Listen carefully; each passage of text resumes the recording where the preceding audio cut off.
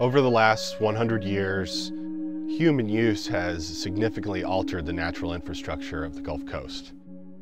We see this in the dead zones in the Gulf, declining fisheries, lost water quality, and disappearing marshes and dying oyster reefs.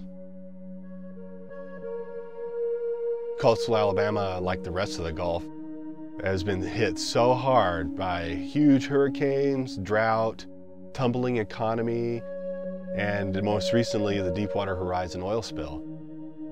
They've all devastated our local fishing communities.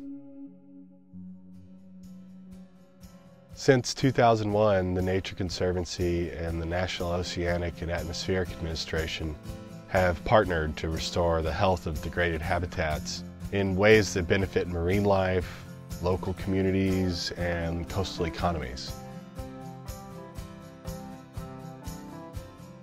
Our NOAA partnership expanded in 2009 when 8 TNC projects were awarded funding through the American Recovery and Reinvestment Act.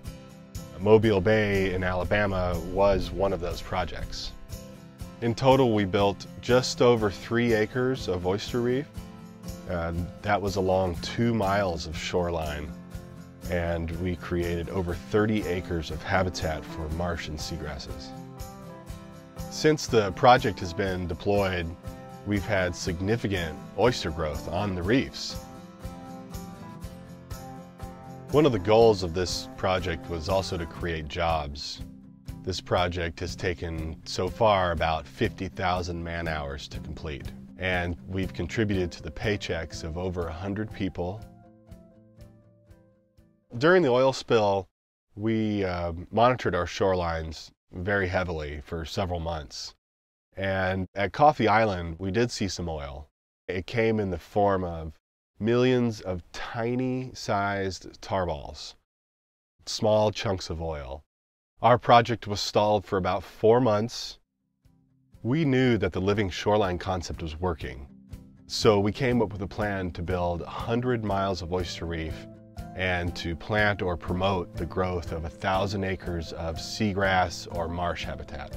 Working with a huge number of partners, both public and private, the 101,000 Restore Coastal Alabama project was born, and since it's become a model for Gulf-wide restoration.